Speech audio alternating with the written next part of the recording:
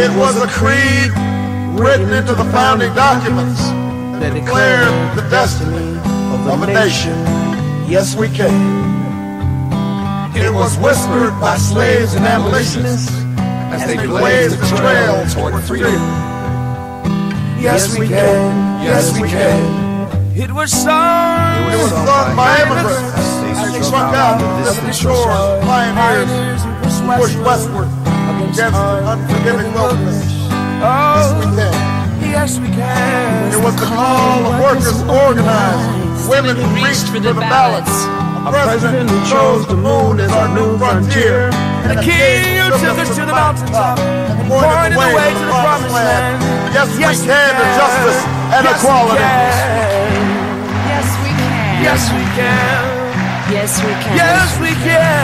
Yes, we can. Yes, we can. Yes, we can. Yes, we can. Yes, we can. Yes, we can. Yes, we can to opportunity and prosperity. Yes, we can to opportunity and prosperity. Yes, we can heal this nation. Heal this nation. Yes, we can repair this world. Repair this world. Yes, we can. Yes, we can. Yes, we can. Yes, we can. Yes, we can. Yes, we can. Yes, we can. Yes, we can.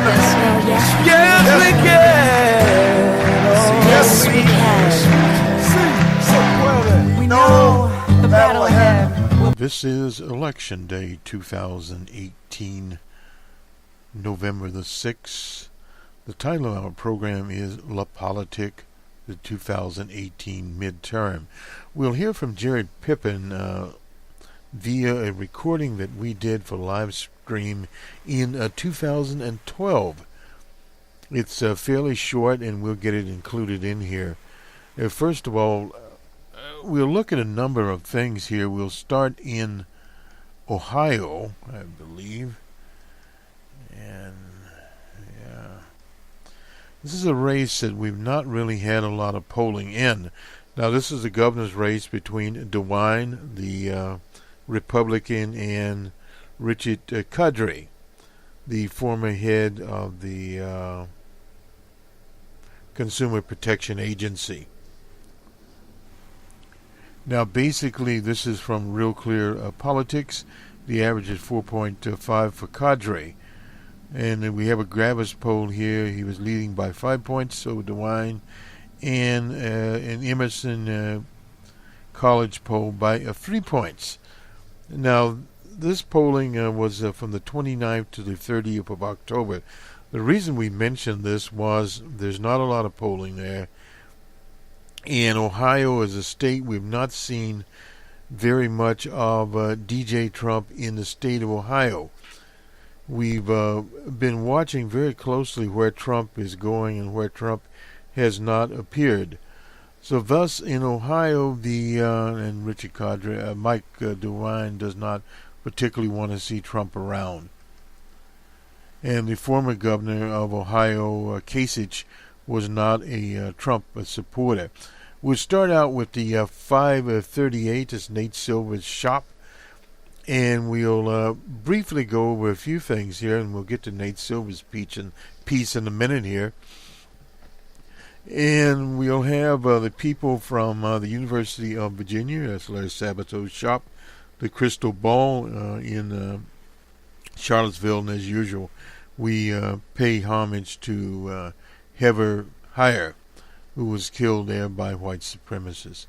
But this is a Senate update from Nate Silver. It's dated, let's see, on the, this is the 17th of October, a little bit dated here, so we really will not spend very much time on it. And welcome to the 17th. And we're just going to skip this one. This is for women. And the governor's poll, new updates in Georgia and Ohio's really tight races. We've been looking at polling in Georgia continuously, and we'll visit it in a minute here. Basically, those races in Georgia and Ohio is a little bit different, so we will spend a little bit of time here. They have a classic model, has a Democrat's position to govern 59% of the nation's population in 24 states, which is roughly what it was when we launched it 2 weeks ago. This is 5 races of toss-ups in our forecast, and the 2 of the most populous states, Georgia and Ohio, we thought we'd take a look at those. First, African-American woman. We've talked about Georgia. There, Georgia and Ohio are a little bit different. For Abrams, which is a slight edge, 48 to 47. Early versions of the model viewed Kemp as a slight favorite. We at the Ouija board, this is our particular model, it's down to crystal balls and Ouija boards, have looked at this race as a turnout race, and Tracy Abrams is running a different type of campaign. African Americans have 30% of the Georgia electorate, and this is basically where she wants to be. And she is there performing a little bit better. There is a libertarian in there, Ted Metz. And if he wins enough votes, he's at 1.2%. And in Georgia, you have to, as Jesse Jackson used to say, get 50 plus 1. If no candidate gets 50 plus 1, then they will move on to a runoff in December, which we call a holiday runoff.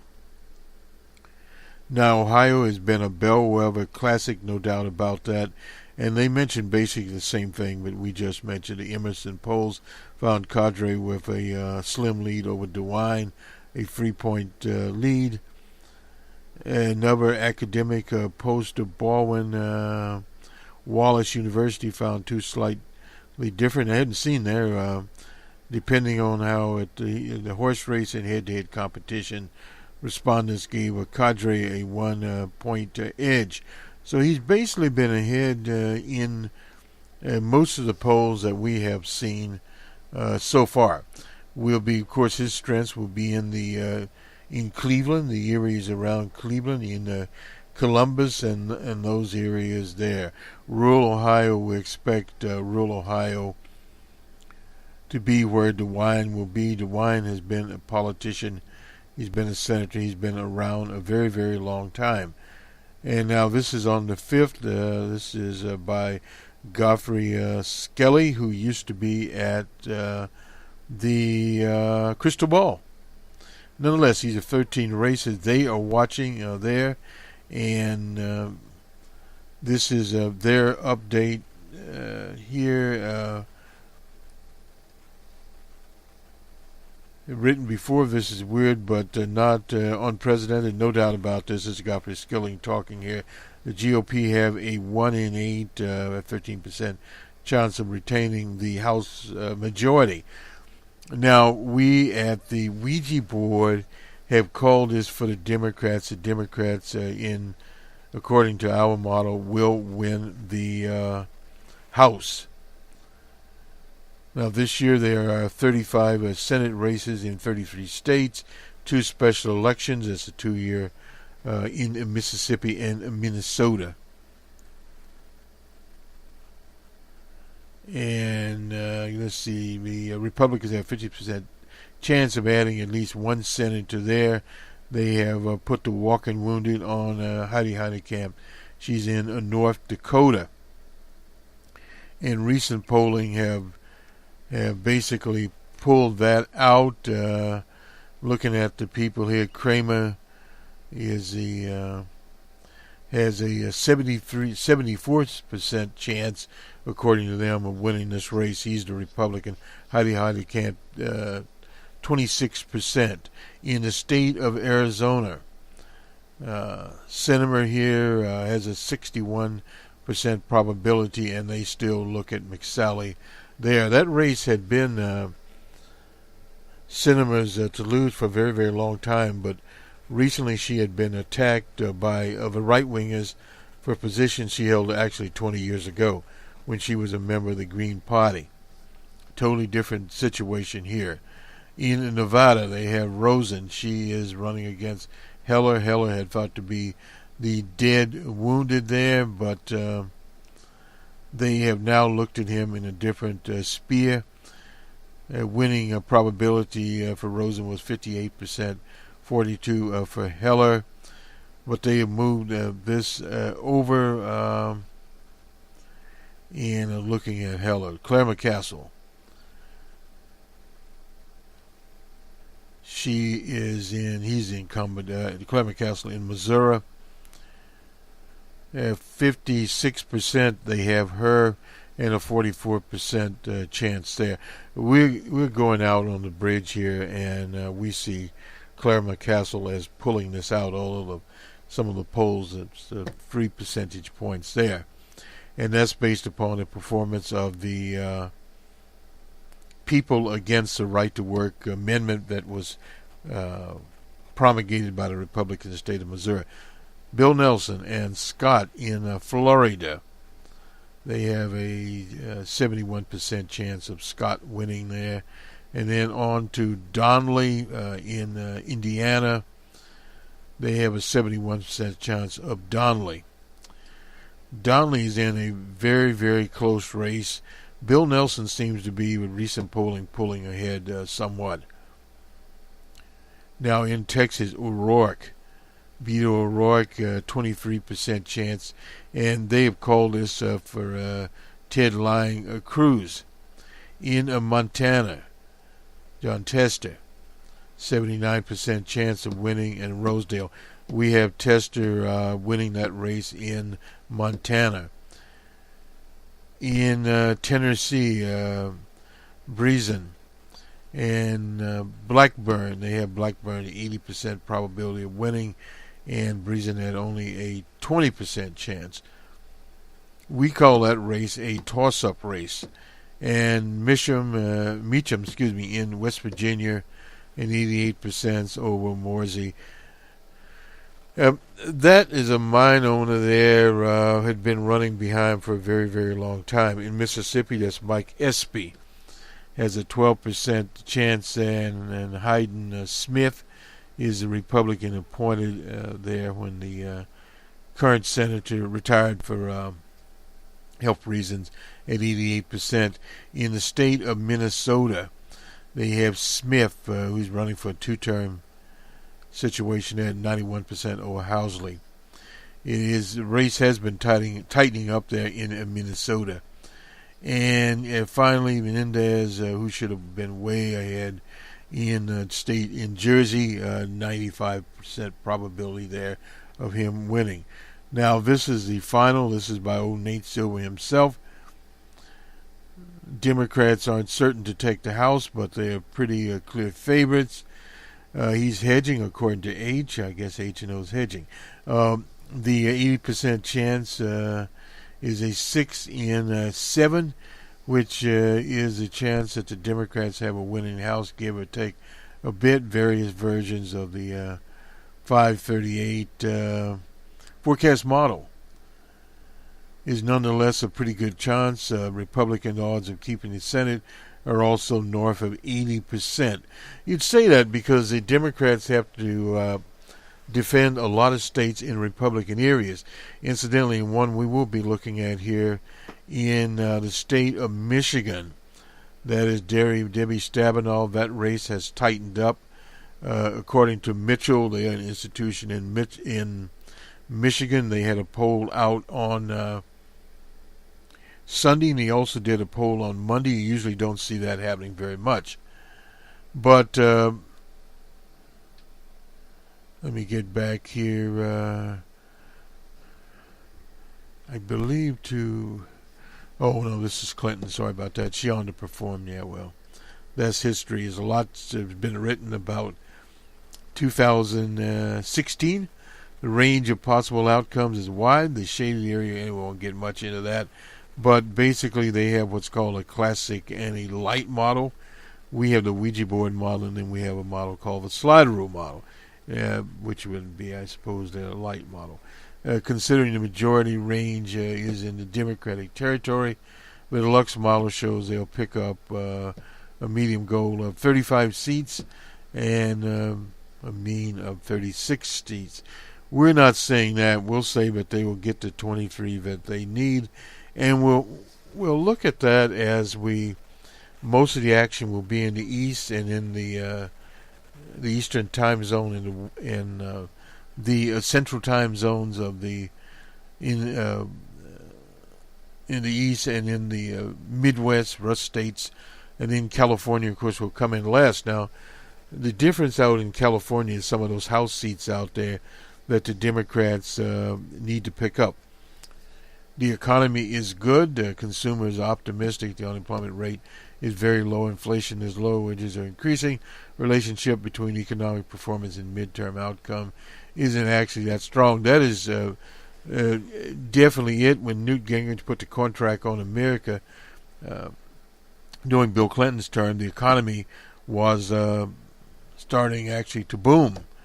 And that sometimes brings out the Gretches out of the corner. That is, but this is a little bit different here. This is more to a reactionary situation. One of the things have affected this, the Republicans acknowledge it, was the brutal murders in Pittsburgh, and the pipe bombs sent out had slowed the Republican momentum because simple reason it took them out of the commercial press. Now, one of the issues, and we'll be talking about this on Wednesday, Thursday, on Friday Jobber, and on the week that was, the part that the media played in this in promoting up the Trump agenda, something very important to look at. You have a lot of candidates that were zombies, the walking dead. Trump sending troops to the border, which is meaningless. There's so-called caravan coming, but the caravan is 700 or 800 miles from the U.S. border.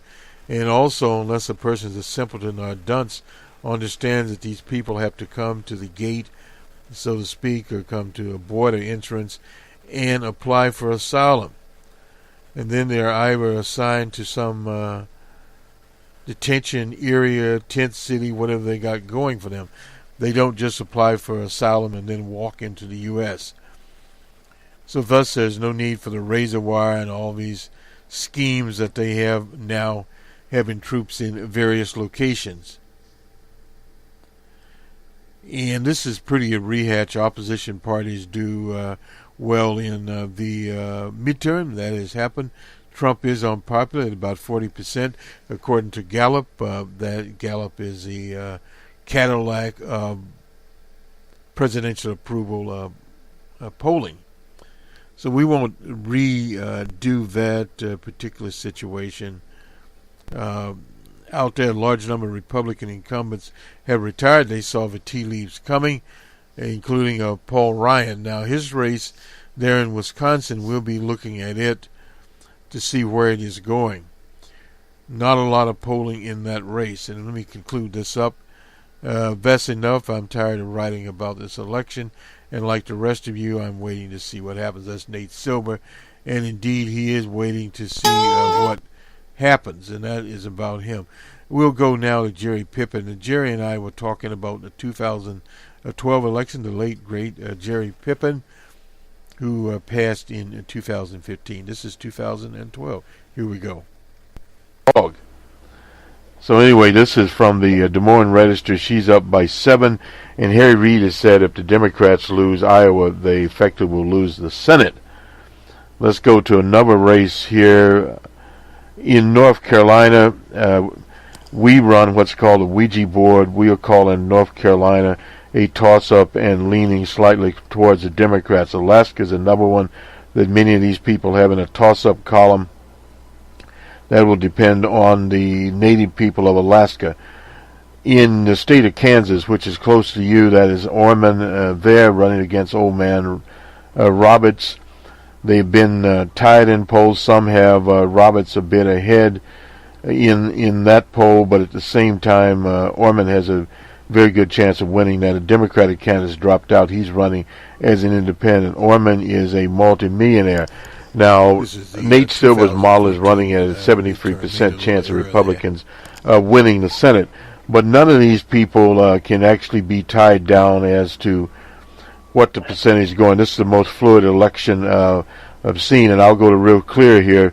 They got the Democrats at 45, Republicans at 47, and basically that is where they are, Jerry. And let me just give you a little bit of the latest poll. I won't linger on this because this stuff has been all over the place. We did Iowa. In Louisiana, there's 2 polls down there.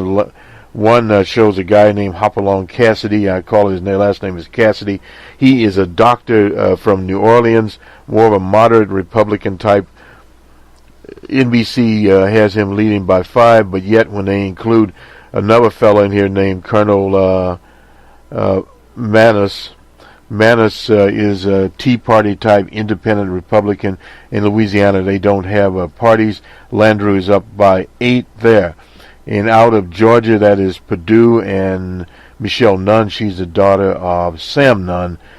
They have Perdue. Perdue is a corporate man known for his outsourcing. In fact, he went to an outsourcing party in a tuxedo.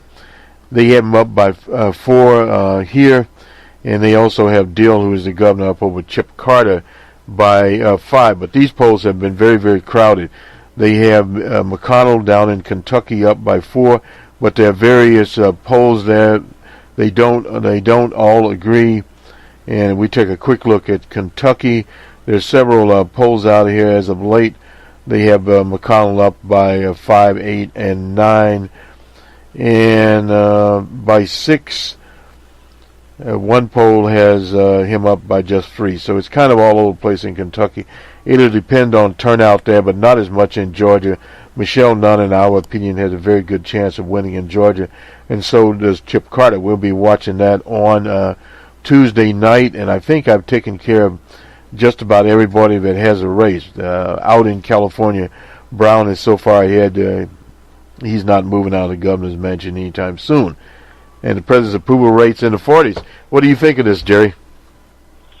Well, I think the pundits are leaning toward the Republicans, and I don't see that as valid this time. But it could be. You know, this is a year that it appears to me that everything's a toss-up. Even races that might be 5 or 6, 7 points ahead in some polls.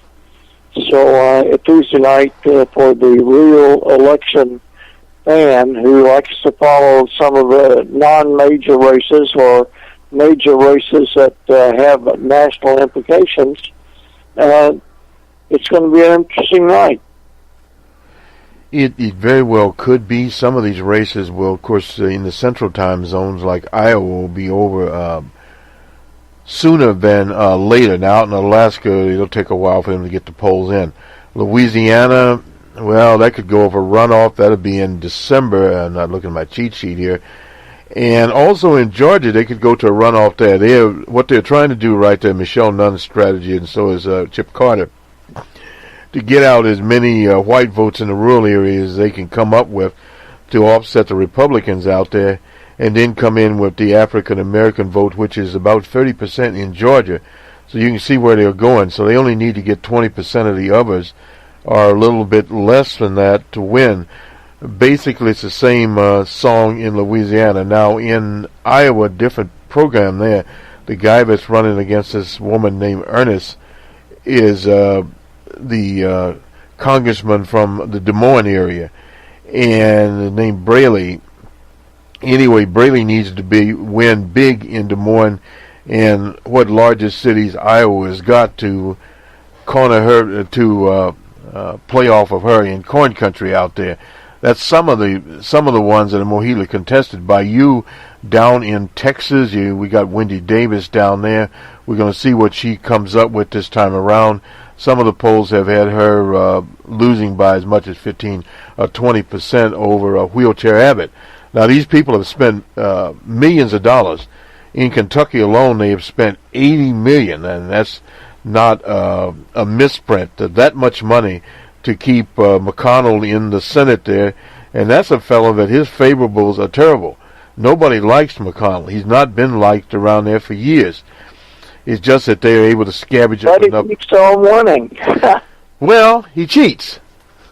He's Dirty Mitch. In fact, he sent out a recent letter, Jerry, his campaign did, to people telling them that if they go to the polls, they could be criminally implicated in voter fraud if they believe some of the messages run by Allison Lundgren Grimes. Now that is outrageous. Based on a political commercial, they're talking about a person could literally be indicted for voter fraud because they claim her commercial, the statement made there was fraudulent.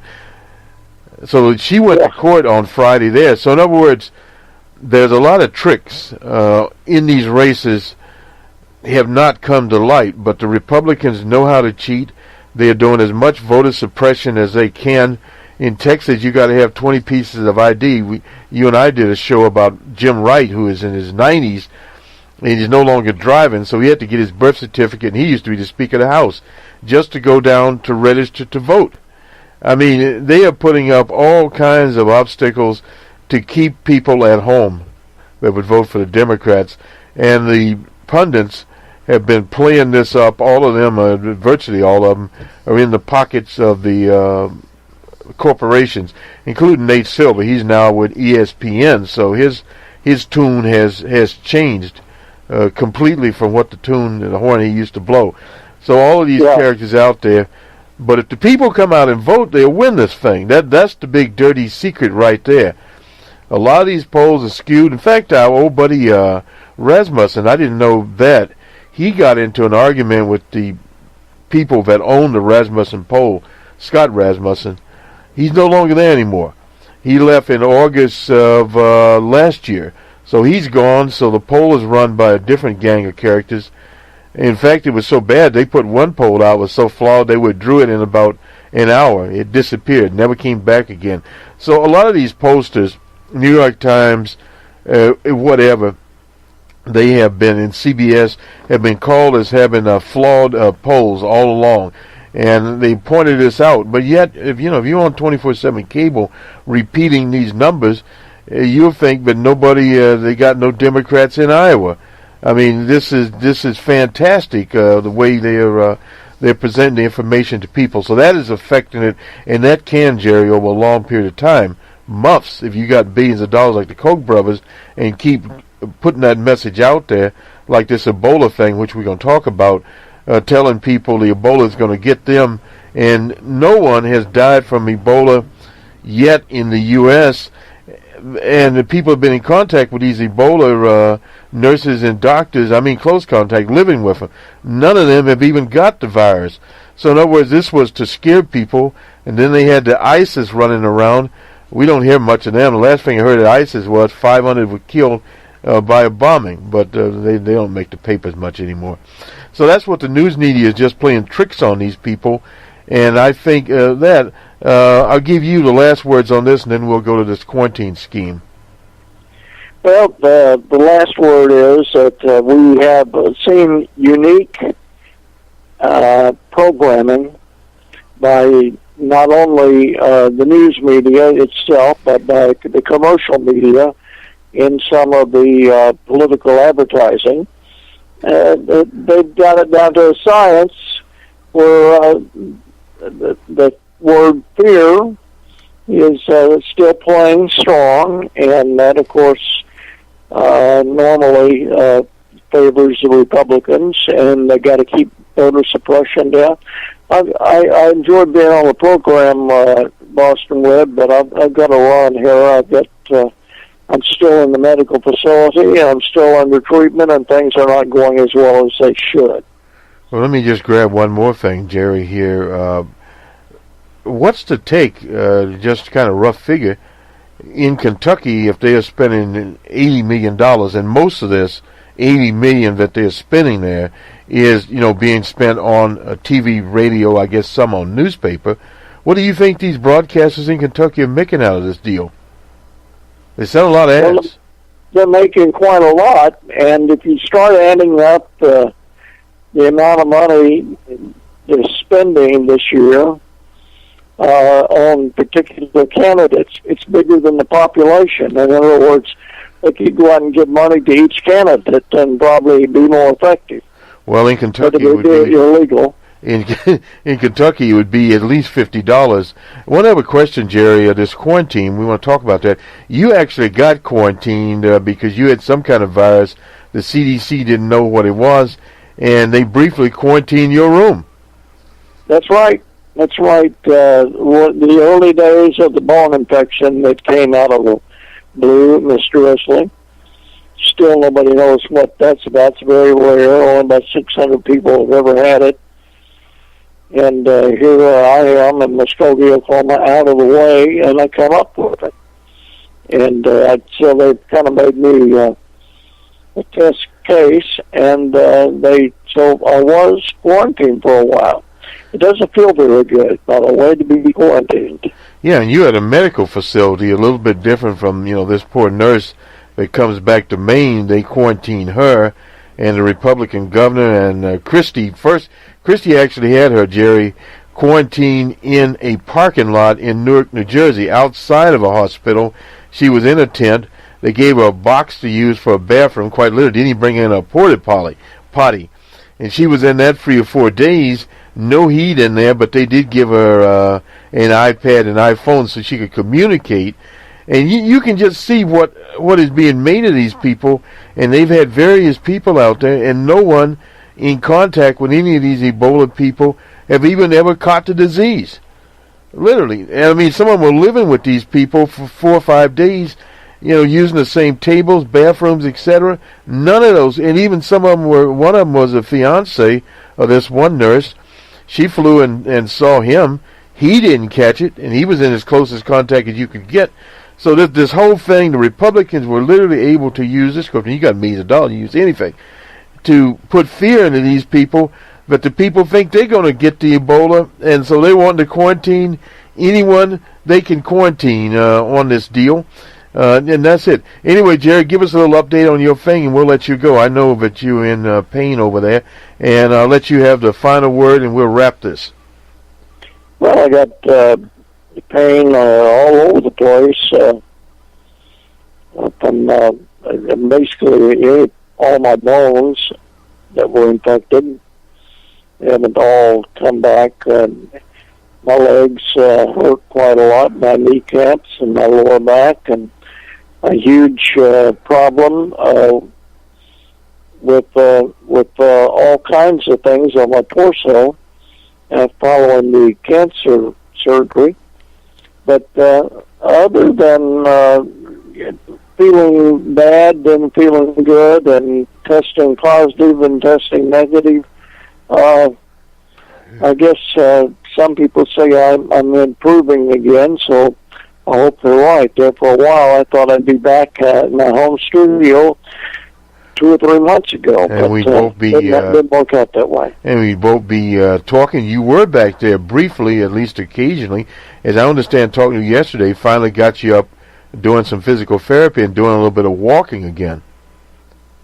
Yeah, we're taking 2 sessions of physical therapy each day, and they're not pleasant because basically, you're using muscles and things that have been put out of commission for a while.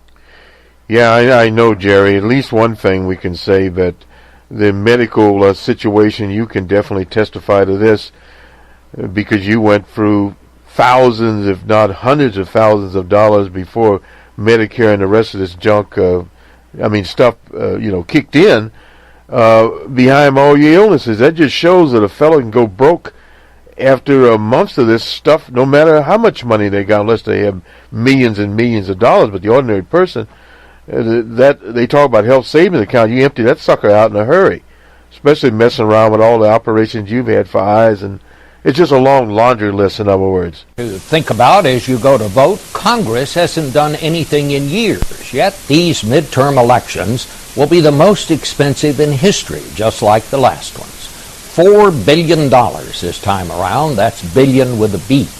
A small question. Do you think you're getting your money's worth? Better candidates? Better government? I doubt that. But it does raise yet another question. Can you name a commodity or a product that gets worse and worse, that produces less and less of what it is supposed to produce, yet gets more expensive? Maybe you can name one, but the only thing I can think of is American politics. I'm not blaming it on Republicans or Democrats. I'm blaming it on Republicans and Democrats who have turned what used to be an amateur sport into a professional business where the jobs that volunteers used to do for free have been outsourced to professionals. That's also unique to politics. Outsourcing something you were getting free to someone who charged you for it, and in the process winding up with an inferior product, a government that remains in permanent gridlock. The right to vote is our proudest possession, but the way it has become debased by money shames us all. I am humbled today by the judge's decision. On Thursday night, the judge issued a temporary order restricting her movements.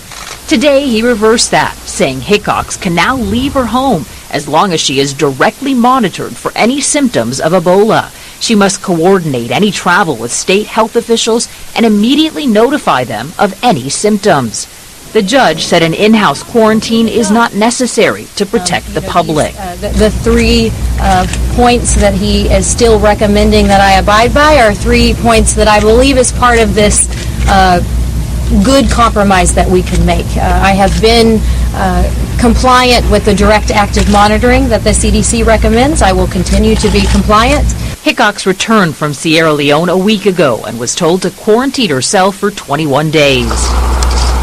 Yesterday, she defied that order, going on an hour-long bike ride with her boyfriend. Maine's Governor Paul LePage says the decision puts individual rights ahead of public safety. I don't trust her. And I don't trust that we know enough about this disease to be so callous. In his ruling, the judge said the court is aware of, quote, misconceptions, misinformation, bad science, and bad information being spread from shore to shore. He said whether that fear is rational or not, it is present and it is real. And Scott, he asked Hickox to guide herself accordingly. Benita, thank you very much.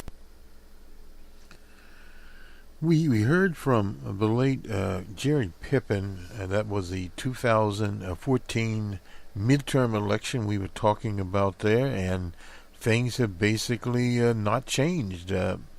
We don't have Ebola and Ms. Hickok, but we do have the wall down in Texas, California. The National Guard is there. In fact, the Trump administration put such a racist ad out that NBC would not run it, and that CNN would not run it. NBC ran it, and they were shamed from doing it, and Fox News and these other corporate medias fell in line. So this would be enough to have the prudent voter leave. We'll take a break here, and we'll finish this. I'll be right back. Okay, we're going to Michigan, I believe, here, and look at Debbie Stabenow as we change workstations here, and see where it is. This is from Mitchell Communications here. They are the, I guess you'd say, Cadillac of polling in the state of Michigan. From Steve Mitchell, Gretchen Whitmire, 54% leads in Michigan over Schuette. He's the attorney general there at 40% by 14 points in a race for governor. While Debbie Stabenow has 53% of the vote, leads an African-American business type. I'd never heard of him, named John James. He has 46%. By 7 points according to the poll. Now, what happened there was they did a second poll, and now Debbie Stabenow is leading, by 3, I suppose, there. We'll get it up here. And the reason we went, here we go. This again is the James Whitmire is by 8%, and Stabenow by only 3% over James, and this is East Lansing. Whitmire is 48.4%, leads Schulte, however you pronounce his name, is 40.6% by 8 points in a race for governor. While Debbie Stabenow is at 49%, not quite 50%, leads the African-American businessman John James. He's at 46%, just 3 percentage points, according to a statewide poll. Now, this is what Mitchell says. This morning I examined more closely the crosstabs. We always recommend people look at those, particularly if you're running them into your models. Anyway, a survey we conducted and released on Sunday night was struck by a number of anomalies. First, after seeing most polls with about 2% of Democrats sample, 2% more people saying they were Democrats as opposed to Republicans. Sunday night's sample came out 6.5 Democrats. And the second male-female split was 45.5 and 53.5. Normally it would be about 48% male, 52% female. Third, the areas breaks clear were showing different percentages for candidates than we'd seen all year. And finally, the question regarding who the respondents voted for in 2016 had shown parity between those who said they voted for Trump and those who voted for Clinton. Last night was Clinton, as it was at 6.5 for Clinton, that's according to Mitchell. Therefore, I made a decision to poll again on Monday night. Normally, polls that are done on, say, a Monday night are not that accurate. And this is the reason that usually pollsters tend to shy away from doing even weekend polling. They have the sample Monday night is more representative of the electorate, as we have seen this year in our polling. Is therefore our belief it better represents where the race may be going for both. James is surging. Now this is and he's strong at strongest with 45 to 64-year-old people, where he leads 6 percentage points. Schutte, is tied with the demographic. He also leads men by 4% compared with Schutte by 2% with males. James trails by 10% with women, while Schutte trails by 13%. By party, James has solidified the Republican base better than Schutte. James is getting 91% of the Republican vote, while Schutte gets 85%. Stabenow has also solidified her base. She's going to need a large turnout, however. Better base than Whitmire. The Senate is getting 92% of the Democratic vote compared to 90% from Whitmire. James leads key independents by 6 points, 49 to 43, while Whitmire leads independents by 14 points. James is slightly stronger with 40% who have a favorable impression of DJ Trump. He leads 91 to 8. By comparison, Schutte leads with 87 to 4. But Whitmire and Stabenow have big leads with Jill Stein voters, like us. But there is a big difference in how Gary Johnson's voters. He was a libertarian candidate. Whitmire leads 47 to 3 with Johnson's 2016 voters, but James leads those voters by 61 to 11% margin. Whitmire looks poised, and that's what we're saying, to win, but the race for the Senate is a jump ball. That's according to Mitchell. So we decided to look at Michigan, take a second look at Michigan. Even with a 3%, you can have a turnout situation going on. There's no doubt about that. This is the Wall Street Journal here. There's a headline here, Trump agendas online as polls open, no doubt about that. Democrats poised to make gains in governor's races. That's something that's not been disputed. Later today, we'll come with our Ouija board forecast. Now, it's not based upon any exit polling or anything of that nature. And this is the Wall Street Journal we're looking at here. Some analysis. I'm not sure we can get all of this, but East Coast races, we've already talked about that coming about. Trump spent the day at the White House after a final round of rallies, returned home at 3 a.m. on Tuesday. So he's out of it now.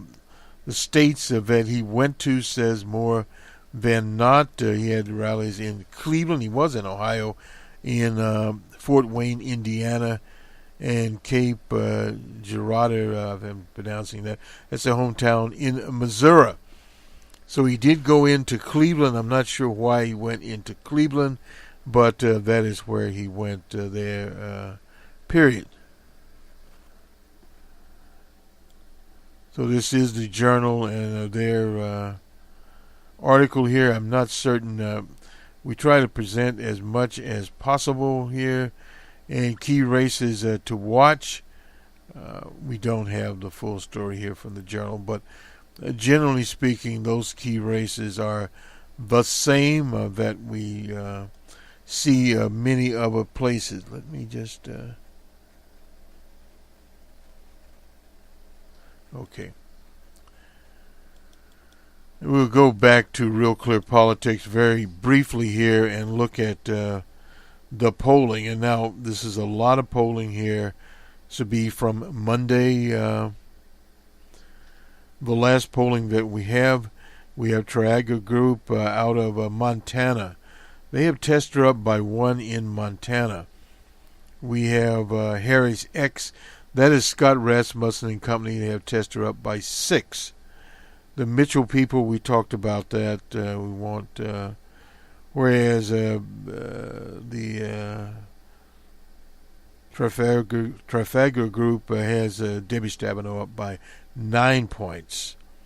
In Indiana, the Harris X Group has Brahm by 1. So that's a jump ball race, no doubt about it. In the state of Arizona, McSally by 1. That's from ABC 15. Emerson has Sinema up by 1. So you can see that race is very, very close. We'll go down to that. The Harris X has McSally up by 3. And another one, Gravis, that's a Republican House, has McSally by 1. Out of the state of Florida, Nelson by 4 from NBC. From Quantipic, Nelson by 7. And Harris X has Scott by 2. Who else here? St. Petersburg poll had Nelson up by 4. Emerson poll has Nelson up by 5. And on to Missouri. Trafalgar has Hockley up by 4. Emerson has Hockley up by 3 over Claire McCaskill. And NBC Marxist poll has McCaskill up by 3. Harris X has them tied up. Rosen by 4. That is in Nevada. That's Emerson.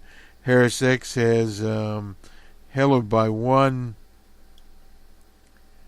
Smith in Minnesota by 8. That's for a 2-year term. Klobuchar by 23. Trafalgar has Lion Ted Cruz up by, where's Lion Ted here? 9 over Beto O'Rourke. And Quantipic, that's out of Jersey, Menendez up by 15. He's been up and on the move since then. Feinstein by 14, that's KABC. NBC News, Gillum's up by 4. With NBC Quantipic, he's up by 7. He's moving out of the margin of error now in these polls. The St. Pete poll is up by 5. Emerson poll, he's up by 5, and he's up by 4 in this Harris X consortium here. In Nevada, Sidlak is up by 1 over Laxalt, and Harris X has Laxalt up by 1. That's a jump ball one. Ducey's up by 15. We can say safely Ducey will be reelected. He's a governor in Arizona. KBC poll, Newsom up by 15, 53 to 38. He's been double digits. That's Cox. In New Hampshire's University of New Hampshire poll has Pappas by 11, has Castor by 23. She will keep her House seat in there. In Nevada 4, Hornsford by 4 over Hardy. Nevada 3, there's the House races. Lee up by 10. And generic ballot, CNN has the Democrats by 13. The disgraced Rasmussen poll has Republicans by 1. And CNN has DJ Trump at 41. Gallup at 40.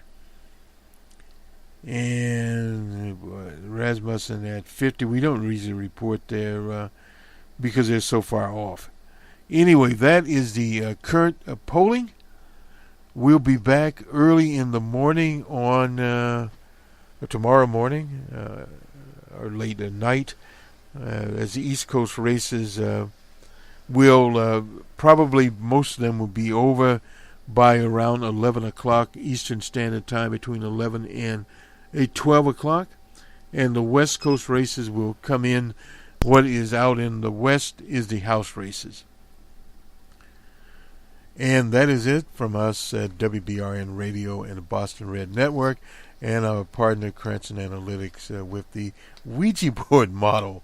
Interesting situation there. Just go to bostonred.org. We'll post those. We're doing a little bit differently now. Nate Silver has the probability. We won't go into the probability. We'll just go into the races as we see the races. There are a few that we will say are toss-ups. We'll not go into likely and lean Democrat. We'll tell you that ahead of time. We'll call them as we see them. And in these midterm elections, you're going to miscall some. There's no doubt about that. But we are not like Nate Silver. We'll not touch the range once and are scared of the range. We had a good year in 2016. And we'll go on now with 2018. Good day.